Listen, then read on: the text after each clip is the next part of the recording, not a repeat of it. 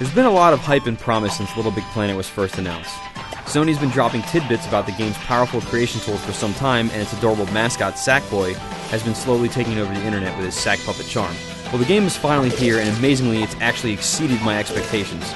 There's still some quirks here and there which detract from the overall experience in some small ways, but know this, the game absolutely delivers. Little Big Planet is a game about the eternal struggle between crazy-looking sack puppets and the hazardous environments that they call home. It's a 2D platformer at its heart, but you can move between 3 different planes, the foreground, midground, and background. This works well overall, but the planes can be problematic sometimes. Sackboy automatically switches between planes when you jump when the game thinks that you need to, but this can be inconsistent. Sometimes you jump to things you don't want to, sometimes the auto jump doesn't actually kick in, and sometimes he'll grab things in a plane that you don't want to be in. Also, since everything in the game is physics-based, the actual platforming isn't refined as, say, a Mario game.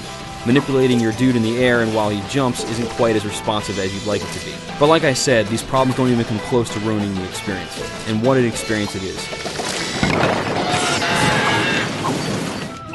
First off, the presentation, graphics, and sound are just fantastic. This is a very unique looking game. It's colorful, whimsical, and twisted all at once, and runs smoothly throughout the experience. The soundtrack is equally impressive with a range of very cheerful beats, and it's just a very happy game overall, something that's refreshing in a world of blood-soaked shooters. Now, everyone knew LBP would have an extensive focus on its online community, and we'll get to that in a minute.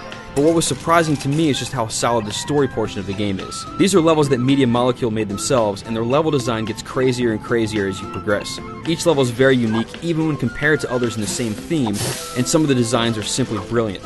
If you run straight through the game without really hunting for items, you can breeze through in, 5 or 6 hours, but each stage encourages you to play through them multiple times. You can get awards if you meet certain criteria, there are countless objects and costumes to collect that can be then used in the create mode, there are specific co-op challenges, and lots more. If the game was just the story mode alone, it would still be an amazing title. But obviously that's not the case. The level creator is unlike anything that's been done on consoles before. There are a ton of different tools in the game, and listing them all would be a lost cause, but just be assured that you can change and tinker with pretty much any aspect in any level that you want. Things like camera movement, sound cues, enemies, whatever. Well, maybe not whatever, but pretty close. Overall, it's very easy to put levels together and create objects. It's a flexible creator that people of many different skill levels can use. User-created objects can also be saved and shared to other people, or added as collectible objects in your own level, so that other people can collect your content and then use them in their own levels online, so you may actually see stuff that you've made used in other people's levels when you're jumping online. I do have a few problems with the creator though. The tutorials are very informative and explain everything very well, but they do tend to drag on more than they should, and you can't queue up a bunch of them to watch all at once. You need to keep selecting new objects and then wait for the next one to load. In addition to that, there are a few weird bugs of things unattaching themselves randomly, and I wish you could save states in the levels instead of just undoing actions all the time, since it means that sometimes you'll accidentally trigger a trap, not realize it, and then have to go back later and manually pick up the pieces, put them back the way they were, and then, continue on from there. One final thing that should be mentioned is that the interface that deals with all of the community stuff is really slick. You can see the levels that your friends have hearted, and then see more levels by the people who created those levels, and then see the levels that those people like, and it just keeps going on from there.